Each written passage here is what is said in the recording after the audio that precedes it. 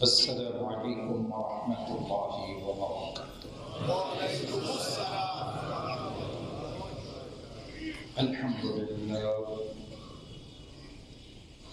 الحمد لله وكفى وسلام على عباده الذين اصطفى. أما بعد فقد قال الله تبارك وتعالى في كلامه المجيد وفي فرقانه الحميد. أعوذ بالله من الشيطان الرجيم. بسم الله الرحمن الرحيم. يا أيها الذين آمنوا كتب عليكم الصيام كما كتب على الذين من قبلكم لعلكم تتقون. وقال النبي صلى الله عليه وسلم كل عمل ابن آدم يضاعف الحسنة بعشر أمثالها إلى 700 ضعف. قال الله تعالى إلا الصوم فإنه لي وأنا أجزي به يدع شهوته وطعامه لأجلي أو كما قال عليه الصلاة والسلام. بارك الله لنا ولكم في القرآن العظيم ونفعنا وإياكم بالآيات والذكر الحكيم.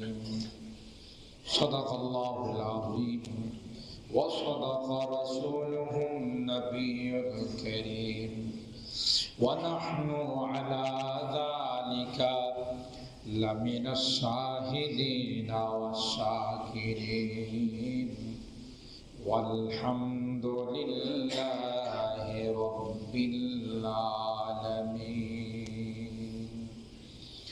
محبতের সাথে সকলে দরুদ শরীফ পড়ি। আল্লাহুম্মা সাল্লি আলা মুহাম্মাদ ওয়া আলা আলি মুহাম্মাদ কামা সাল্লাইতা আলা ইব্রাহিম ওয়া আলা আলি ইব্রাহিম ইন্নাকা হামিদুম মাজিদ।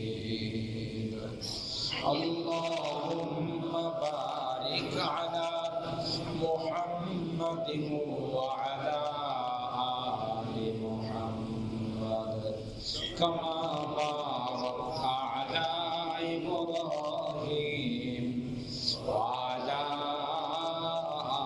آل إبراهيم إنك حميد مجيد. আলহামদুলিল্লাহ সুম্মা আলহামদুলিল্লাহ। আল্লাহ পাকের দরবারে লাখো কোটি শুকরিয়া, যিনি আমাদেরকে পবিত্র মাহে রমাদানের আজকের প্রথম জুমায় সময় মতো আল্লাহ পাকের ঘরে আসার বসার তৌফিক দান করেছেন। এই জন্যে অন্তরের অন্তঃস্থল থেকে কালিমাতুশ শুকর আদায় করি, বলি আলহামদুলিল্লাহ।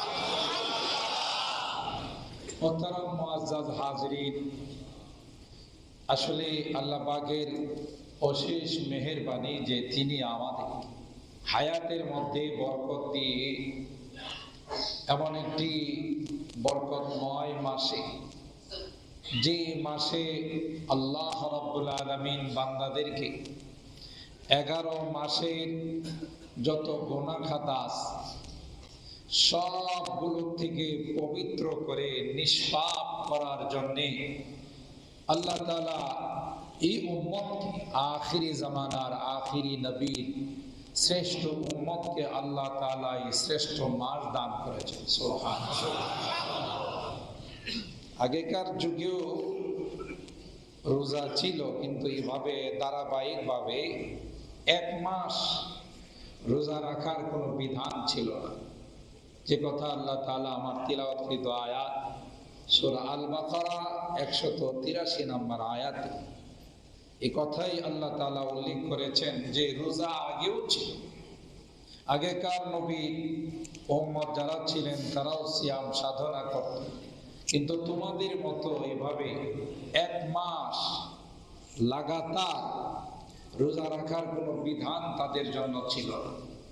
শাহরু রমাদান আল্লাযী উনজিলা ফীহিল কুরআন হুদাল লিন-নাসি ওয়া বায়িনাতিন মিনাল হুদা ওয়াল ফুরকান ফামান শাহিদা মিনকুমুশ শাহরা ফালইয়াসুম। আল্লাহ পাক আমাদের জন্য একটি মাস সিয়াম সাধনার বিধান কোরআনে কারীমের এই আয়াতের মাধ্যমে আমাদের উপর আল্লাহ ফরজ করে দিয়েছেন। সুবহানাল্লাহ। কি জন্য ফরজ করলেন? আল্লাহ বলেন, বান্দারে তোমাদেরকে আমি মুত্তাকি বানানোর জন্য, তাকওয়াওয়ালা বানানোর জন্য। তাকওয়ার গুণ যেন এই সিয়াম সাধনার মাধ্যমে তোমাদের ভিতরে চলে আসে, তোমরা যেন মুত্তাকি হয়ে দুনিয়া থেকে আমার দরবারে উপস্থিত হতে পারো। এই জন্যই আমি একটি শর্ট কোর্স তোমাদেরকে দান করলাম, যে কোর্স কমপ্লিট করার মাধ্যমে আমি তোমাদেরকে সার্টিফিকেট দিয়ে দিব যে তোমরা সবাই মুত্তাকি হয়ে গেছো। কত বড় মহামূল্যবান দৌলত তাকওয়া! আল্লাহু আকবার। তাকওয়া মানে হলো গুনাহ থেকে বেঁচে থাকা, আল্লাহর ভয় অন্তরে নিয়ে গুনাহ থেকে বেঁচে থাকা।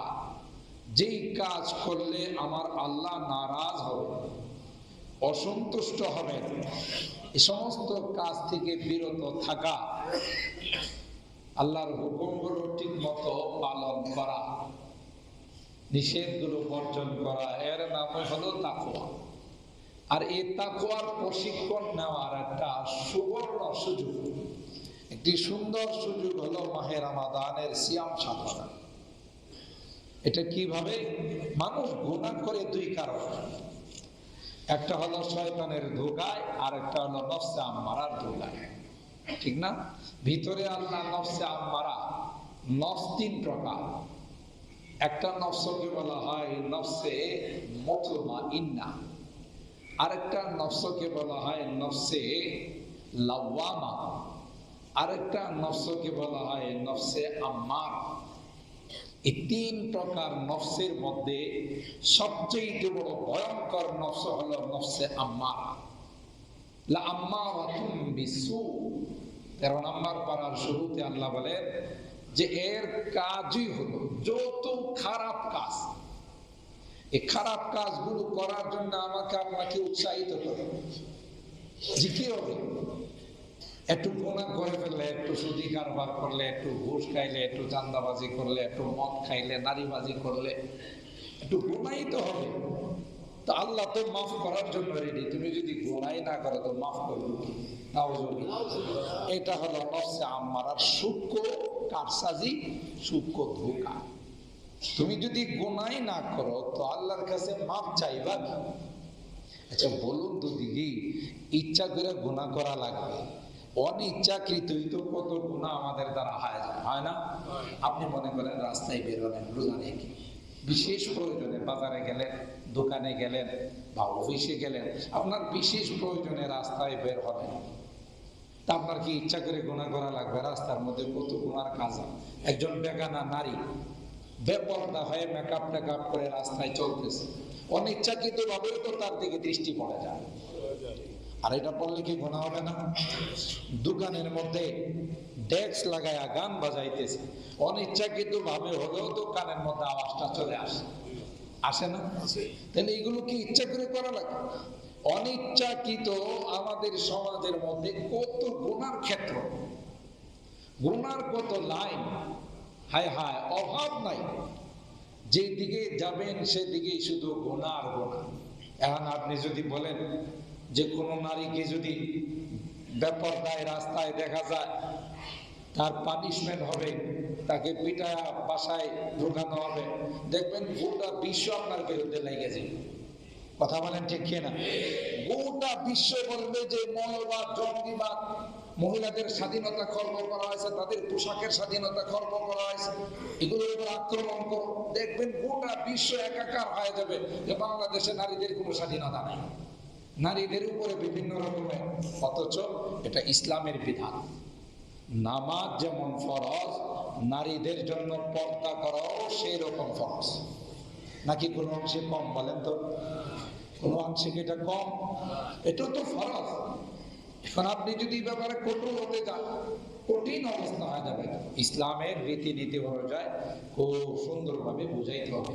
উদউ ইলা সাবিলি রাব্বিকা বিল হিকমাতি ওয়াল মাউইযাতিল হাসানা। আল্লাহ কোরআনে বলেন, ধমক দিয়ে নয়, সুন্দর করে বুঝাও।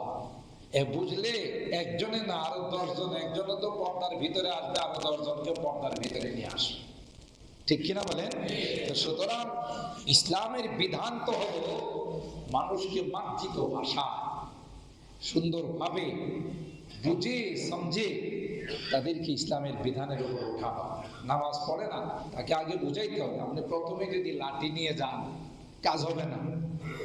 বিভিন্ন ভাবে আপনার উপর ক্লেম চলে আসবে, বিভিন্ন ভাবে আপনার উপর অভিযোগ চলে আসবে, যদিও এটা আপনি সঠিক কাজ করতেছেন। কিন্তু আপনি আগের এই ধাপগুলো পার করতে হবে। ইসলামের যেই ধাপে আপনাকে নসিহত করতে বলেছেন, উপদেশ দিতে বলেছেন কোরআন, সেই ধাপে আপনাকে আগাইতে হবে। গতকাল আমি আপনাদের খেদমতে তারাবির আগের যে আলোচনার মধ্যে একটা কথা বলেছিলাম, যে মদের কথা। হয়তো যারা ছিলেন যে আগেকার যুগে ইসলাম আসার পূর্বে মানুষের মধ্যে মদের মানে সরাসরি ছিল, মদ না হলে কোনো অনুষ্ঠান হতো না, প্রত্যেকটা অনুষ্ঠানের মধ্যে শুধু নেশার মদ। এখন দেখেন ইসলাম, এখান থেকে আমাদের শিখতে হবে। ইসলাম আল্লাহ তাআলা ইচ্ছা করলে তার বান্দাদের উপরে কঠোর শাস্তি ব্যবস্থা করতে পারতেন, প্রথমেই বলে দিতে পারতেন মদ হারাম, কেউ যদি মদ পান করো তার জন্য কঠোর শাস্তির ব্যবস্থা আছে, ইসলাম বলতে পারত। কিন্তু কোরআন আমাদেরকে শিখাইছে, হঠাৎ করে যদি মানুষগুলোকে আমি বলি যে এক্ষুনি মদ ছাড়তে হবে, না হয় তোমাদের উপরে আইনি ব্যবস্থা নেওয়া হবে, এটা তাদের জন্য অনেক কঠিন হয়ে যায়। সেই যুগ যুগ ধরে মদে অভ্যস্ত, বংশ পরস্পরা এগুলো করে আসছে। এই জন্য দেখেন আল্লাহ পাক রাসূল আকরাম সাল্লাল্লাহু তাআলা আলাইহি ওয়াসাল্লামকে বলেন, ও নবী, মদ নেশা সম্পর্কে, জুয়া সম্পর্কে আপনার কাছে জিজ্ঞাসা করলে আপনি তাদেরকে বলে দিন, কুল ফীহিমা ইসমুন কাবীরু ওয়া মানাফিউ লিন-নাস, যে দেখো আসলে এটি গুনার কাজ। নেশা করা, মদ পান করা, জুয়া খেলা, এগুলো গুনার কাজ। হ্যাঁ, ইসমুন কাবীর ওয়া মানাফিউ লিন-নাস, আবার কিছু কিছু উপকারিতা আছে কারো কারো জন্য, এগুলো হয়তো কোনো কোনো দিক দিয়ে উপকারিতা কিছু থাকতেও পারে, তবে গুনার পাল্লাটা ভারী। দেখেন এখানে কিন্তু বুদ্ধিমানদের জন্য নসিহত হয়ে গেছে। যারা বিচক্ষণ, যারা বুদ্ধিমান, তারা চিন্তা করবে যে কাজ করতে গেলে আমার লসের পাল্লা ভারী, গুনার পাল্লা ভারী, এটা আমি করতে যাবো কেন? কোরআনে তো আল্লাহ বলতেছেন যে গুনার পাল্লাটা ভারী, লাভের পাল্লাটা কম। এই আয়াত নাযিল হওয়ার পর অনেক সাহাবায়ে কেরাম যারা যখন মদ হারাম হয় নাই, ফার্স্ট এই আয়াত যখন নাযিল হয়েছে, অনেক সাহাবায়ে কেরাম মদ বর্জন করে বলেছে এই কাজ করে লাভ কি, যে কাজের মধ্যে লস বেশি, লাভ নাই, লাভ কম। দেখেন আল্লাহ তাআলা কি সুন্দরভাবে এই কথা বুঝাইছে। দ্বিতীয় পর্যায়ে ঘটনা একটা ঘটে গেছে হযরত আলী কাররামাল্লাহু ওয়াজহা, হাদিসের কিতাবে আসে, তাফসীরের কিতাবে আসে। উনি একবার মাগরিবের নামাজ পড়াইতেছিলেন নেশাগ্রস্ত অবস্থায়, তখন নেশা হারাম হয় না। তিলাওয়াতের মধ্যে প্রথম রাকাতে তিনি সূরা আল কাফিরুন তিলাওয়াত করলেন। এই তিলাওয়াত করতে গিয়ে তিনি যেহেতু নেশাগ্রস্ত অবস্থায় একটা লা বাদ দিয়ে দিয়েছে, কুল ইয়া আইয়ুহাল কাফিরুন লা আ'বুদু মা তা'বুদুন। হে নবী, আপনি কাফেরদেরকে, মুশরিক বেঈমানদেরকে জানিয়ে দেন যে লা আ'বুদু মা তা'বুদুন। ওই যে এরা প্রস্তাব নিয়ে আসছিল যে দরকার নাই, আপনারা আপনাদের ধর্ম পালন করেন, আমরা আমাদের ধর্ম পালন করব, আমাদের মধ্যে কোনো বিভেদ সৃষ্টি করার দরকার নাই।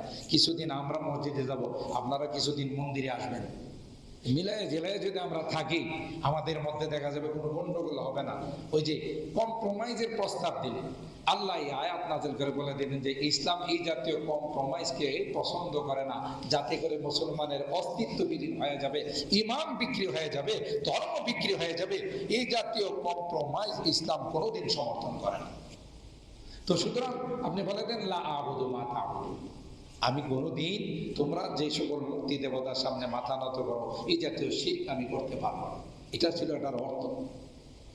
হযরত আলী কাররামাল্লাহু ওয়াজহা নেশাগ্রস্ত গ্রস্ত অবস্থায় নামাজে দাঁড়াইছে, তিনি লাবাদ দিয়ে দিছে।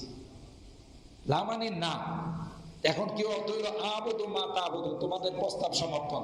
কিছুদিন আমরাও মন্দিরে যাব, হরে কৃষ্ণ হরে রাম করবো, আর তোমরা কিছুদিন মসজিদে এসে আল্লাহ আল্লাহ করবা, মিলে জেলে চলবো, কোনো সুবিধা নেই। বলুন তো দেখে নামাজ আছে না গেছে?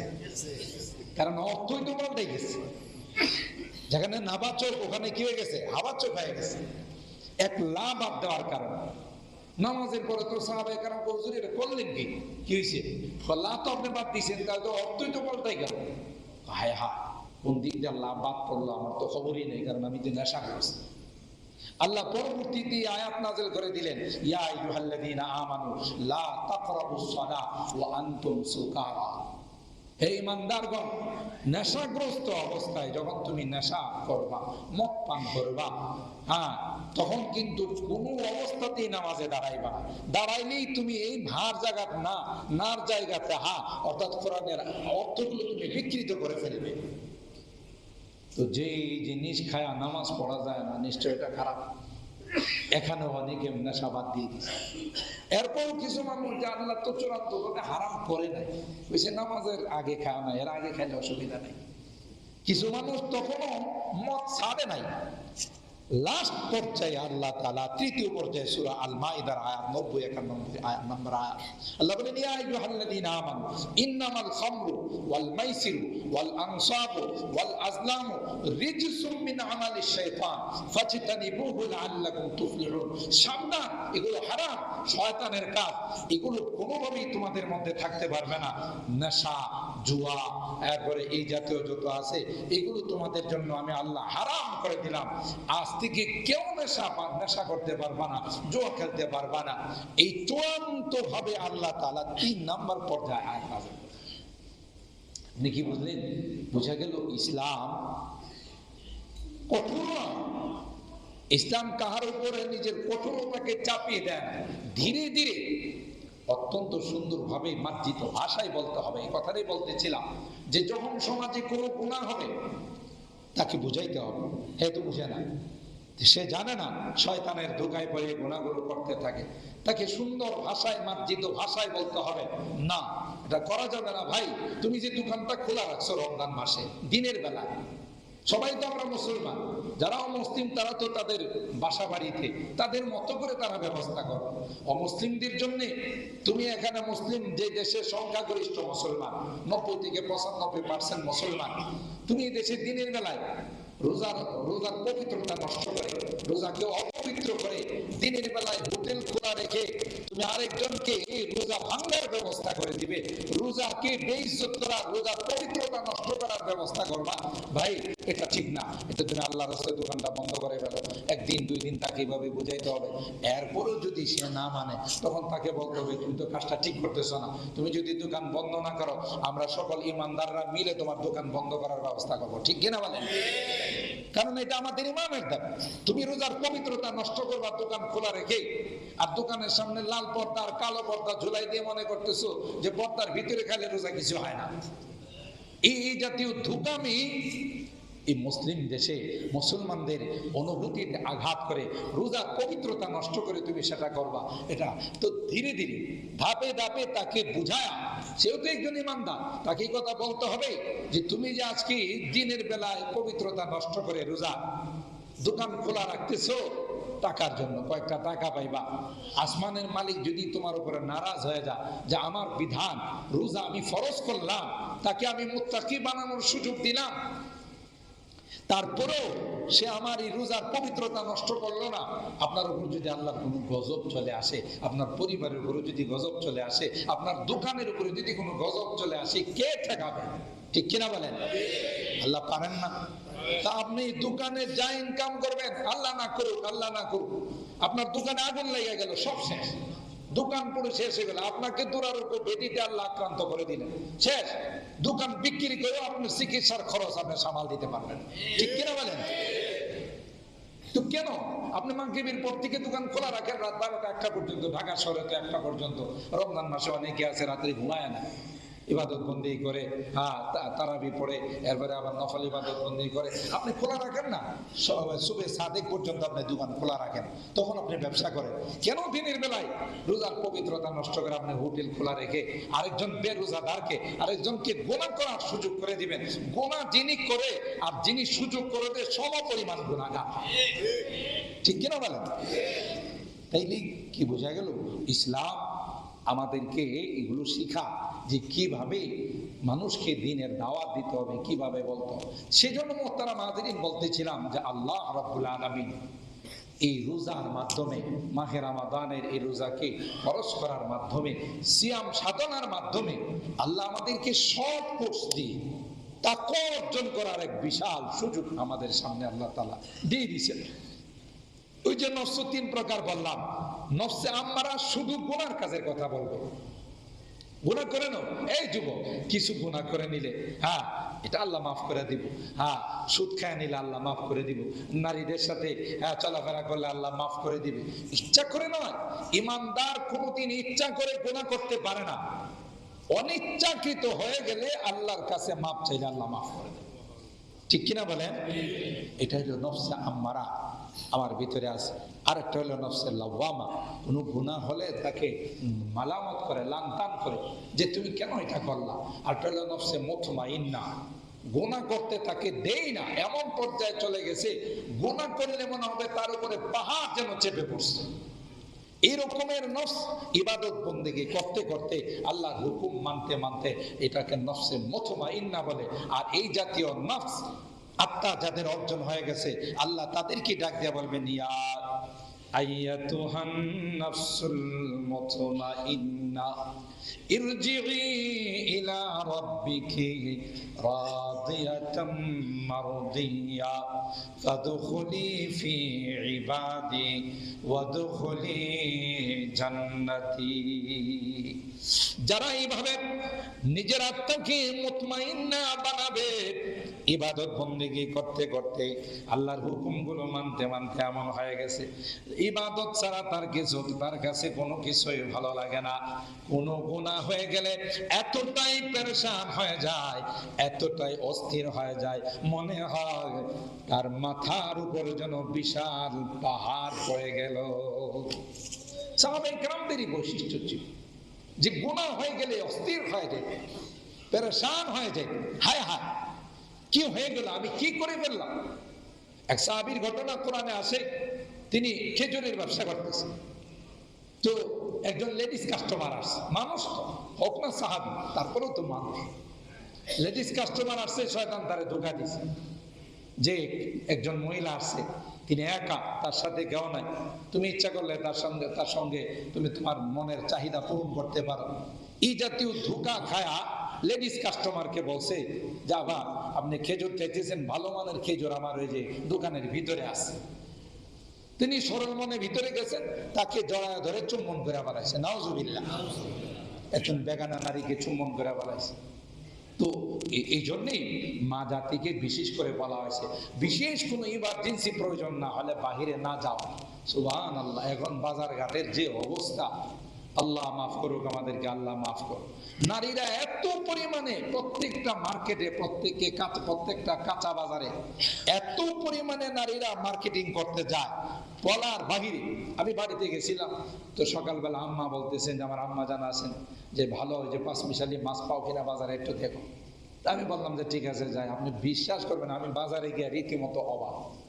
আমি যে একটা গলি দিয়ে ঢুকবো, ঢুকার মতো কোনো পরিবেশ নাই, কোনো পুরুষ কাস্টমার নাই, সব লেডিস কাস্টমার।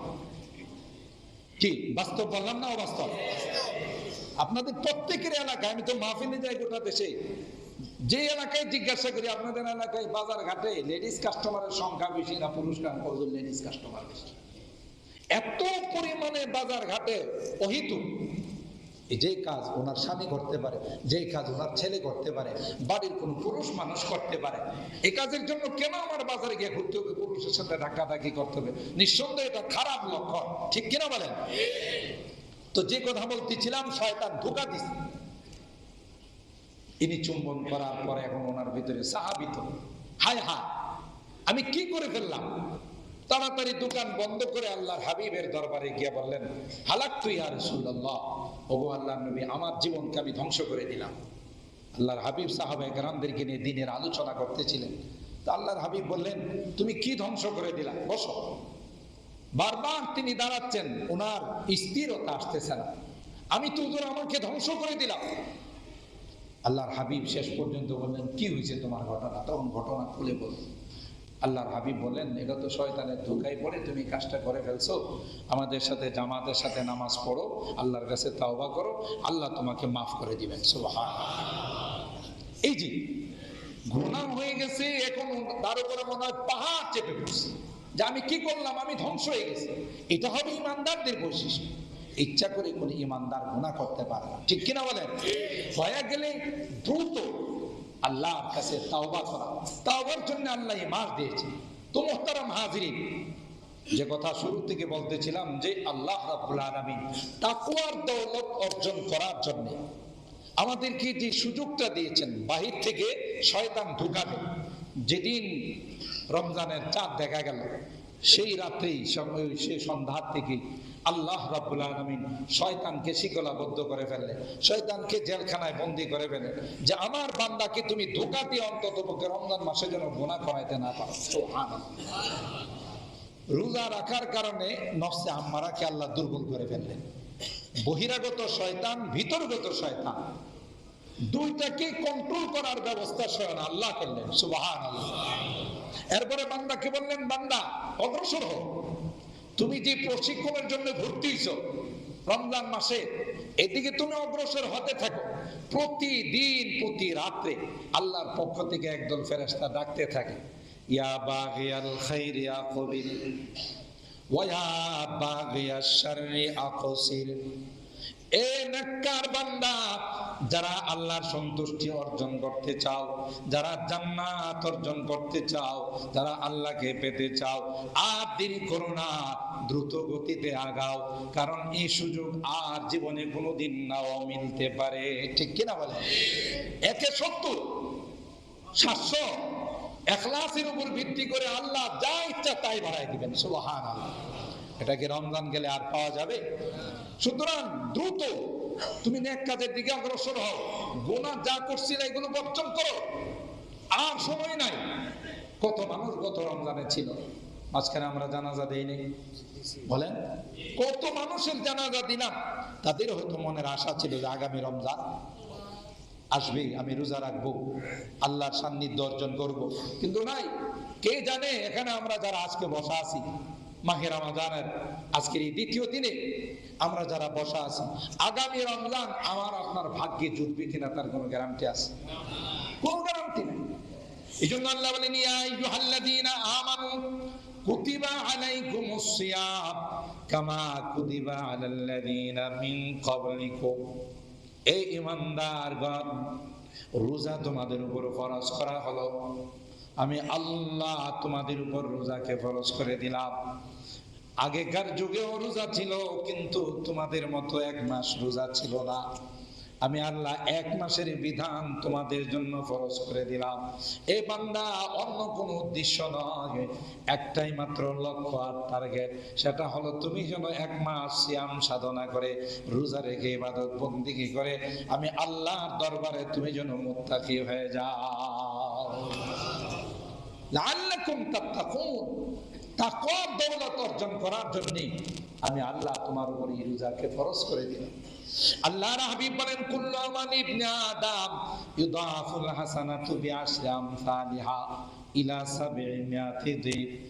আদম সন্তান যখন কোন নেক আমল করে সবগুলোকে আল্লাহ পাক রব্বুল আলামিন বাড়িয়ে দেন 10-এর দিকে 70 থেকে 700 এভাবে আল্লাহ বাড়িয়ে দেন। রমজান সম্পর্কে আল্লাহ পাক বলেন ইল্লা সাওম ফাইন্নাহু লি ওয়া আনা আজিজি বি, তবে রোজা এমন একটি স্বতন্ত্র ইবাদত, সিয়াম সাধনা এমন একটি স্বতন্ত্র ইবাদত, এটার কোনো বদলার কোনো লিমিটেশন নাই, কোনো সংখ্যা নাই। এটা একমাত্র আমি আল্লাহর জন্য রোজা রাখা হয়, আর প্রতিদানটাও আমি আল্লাহ নিজের হাতে দান করব। বান্দা আমার জন্য পানাহার থেকে বিরত থাকে, মনের চাহিদা পূরণ করার থেকে বিরত থাকে, সুতরাং আমি আল্লাহই তার প্রতিদান। অন্য বর্ণনায় আসে যে না, এর কোনো প্রতিদান হতে পারে না, স্বয়ং আমি আল্লাহ নিজেই তার প্রতিদান। সুবহানাল্লাহ। যে বান্দার জন্য আল্লাহ হয়ে যাবে আল্লাহু আকবার, তার আর কি লাগে বলেন? এই রোজার মাধ্যমে আল্লাহর বন্ধুত্ব অর্জন করা যায়। হাদিসে পাকের মধ্যে আল্লাহর হাবিব বলেন ওয়ালা খালুহু ফামিস সাইম আতিয়াবু ইনদাল্লাহি মির রিহিল মিস, সারাদিন পানাহার থেকে বিরত থাকার কারণে তার ভিতর থেকে যে একটা বাষ্প বের হয়, এটা আল্লাহর কাছে এতটাই মাহবুব, এতটাই প্রিয়, আল্লাহ বলেন নেশকে আম্বরের চেয়ে তো আমার কাছে বেশি প্রিয়। সুবহানাল্লাহ। তার মানে বন্ধুত্বের সম্পর্ক হয়ে যায়।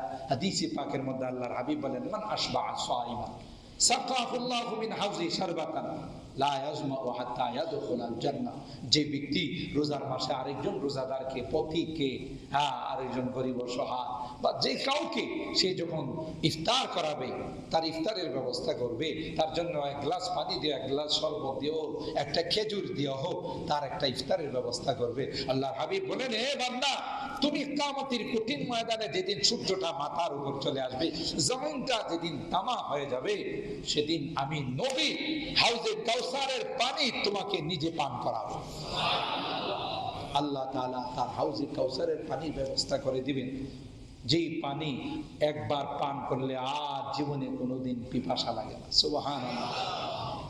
রোজাদারের যে সওয়াব রোজা রাখার কারণে পাইলেন, আমি তার একটু খেদমত করার কারণে আল্লাহ আমার আমলনামায় পরিপূর্ণ সওয়াব দান করে দিবেন। এত বড় সুযোগ, এই জন্য এটাকে শাহরুল মুওয়াসা, একজন আরেকজনের পাশে দাঁড়ানোর মাস বলা হয়, শাহরুস সাদাকাত ওয়াল খায়রাত বলা হয়। এই মাসের যে কত নাম, রমাদান, তারপরে শাহরুস সাবাত, শাহরুল মুওয়াসা, শাহরুস সাদাকাত ওয়াল খায়রাত, যে আল্লাহ রাব্বুল আলামিন 11 মাসের গুনাহ থেকে বান্দাকে মুক্ত করার জন্য এই বিশাল এক সুযোগ আমাদেরকে দিয়ে দিয়েছেন মুহতারাম হাজিরিন। তাই আমরা যেন কোনোভাবে, সময় কিন্তু চলে যাবে, আপনি রোজা রাখলেও রোজার মাস যাবে, না রাখলেও, কিন্তু যারা রাখলো না এরা কত বড় হতভাগার বদনসিব। সুযোগ পায় সে কাজে লাগাই না, আল্লাহ দিলেন অফার, সে গ্রহণ করলো না, তাহলে তার মতো হতভাগার বদনসিব পৃথিবীর মধ্যে দ্বিতীয় কেউ হতে পারে। এই জন্য মুহতারাম হাজিরিন, মাহে রমাদান, আমরা এই মাসটাকে ইবাদতের মধ্যে কোনো সময় যেন আমার বেহুদা নষ্ট না হয়। আর এই প্রশিক্ষণ নিয়ে গোটা 11 মাস চলার একটা হাতিয়ার আমাদের মধ্যে রাখতে হবে, যে এই মাসে যেমন আলহামদুলিল্লাহ বিভিন্ন গুনাহ থেকে আমরা ইচ্ছা করে বিরত রয়েছি, এই প্রশিক্ষণ নিয়ে গোটা বছর সমস্ত গুনাহ থেকে বিরত থাকা প্রশিক্ষণ এবং বিরত থাকার একটা অভ্যাস আমাদের করতে হবে, ঠিক কিনা বলেন? তাইলেই রোজা আসলভাবে সফলভাবে আমার রোজা কি হলো, কবুল হলো। আলহামদুলিল্লাহ, আলহামদুলিল্লাহ। আপনারা আমাদের এই মসজিদ মাদ্রাসা রমজানুল মোবারক আসলে আমাদের দানের পরিমাণও অনেক বেড়ে যায়। যেমন আজকে প্রথম জুমা, এই জুমাতে আপনারা অনেকে এইভাবে প্রস্তুতি নিয়ে আসছেন যে আমরা মসজিদের মধ্যে আল্লাহর জন্য দান করব। ইনশাআল্লাহ আমরা আগের যা দিতাম তার থেকে তো অবশ্যই বাড়িয়ে দিব, কি বলেন ঠিক কিনা? যেহেতু আল্লাহ আমাদেরকে অফার দিয়েছেন একে কমপক্ষে 70, তারপরে 700, 7,000 আল্লাহ বাড়িয়ে দিবেন। তো তাই আমরা এখানে আমাদের মসজিদের বারান্দার মধ্যে রমজান, গোটা রমজানের যে আমাদের রুটিন, এখানে মাদ্রাসা মসজিদের জন্য টেবিলে আমাদের মাদ্রাসার স্টাফরা থাকেন, আপনারা যখন যার সুবিধা হয় এখানে দিবেন। আর শুক্রবারে তো আমরা প্রস্তুতি নিয়ে আসি, সেই জন্য আমরা এই বিষয়টার প্রতি খেয়াল রাখবো। আমাদের এই মসজিদে আলহামদুলিল্লাহ গত বছরের নেই এবারও 2টা কর্মসূচি আছে। একটা হলো আমরা, আপনারা জানেন, তারাবির সময় পানির ব্যবস্থা করি। এটা কিন্তু আলহামদুলিল্লাহ আপনাদের দান অনুদান, আপনাদের সহযোগিতাই আমরা গত বছরও সফলভাবে এই কাজটা করতে পারছি। এবারও আলহামদুলিল্লাহ চালু করছি। আমার কাছে প্রতিদিন একজন মুসল্লি, নাম বলবো না, তিনি আমাদের 7 নম্বরের বাসিন্দা, প্রতিদিন ইফতারের জন্য 3,000 করে টাকা দিয়ে যান। আলহামদুলিল্লাহ বলেন যে দেখেন ওনার মনে আসছে যে আমি যদি 3,000 করে দিই আল্লাহ আমার অভাব দিবে না, কিন্তু এর দ্বারা এতগুলো মানুষ ইফতার করবে, তাতে করে আমি সওয়াবগুলো আল্লাহর কাছে পেয়ে যাবো। আলহামদুলিল্লাহ। তো এরকম আমরাও পারি, কি বলেন, পারি না? উনি দিতেছেন 3,000, আমরা 1,000 দিতে পারি, 500 দিতে পারি, যার যার সাধ্য অনুযায়ী। তো আমরা এই কর্মসূচিটা চালু রাখছি। আমাদের থেকে দেখে অনেক মসজিদওয়ালারাই যে 20 রাকাত তারাবি পড়া হয়, ফরজ, সুন্নত, বেতে সবকিছু মিলায় 2 ঘন্টা 2.5 ঘন্টার একটা ব্যাপার।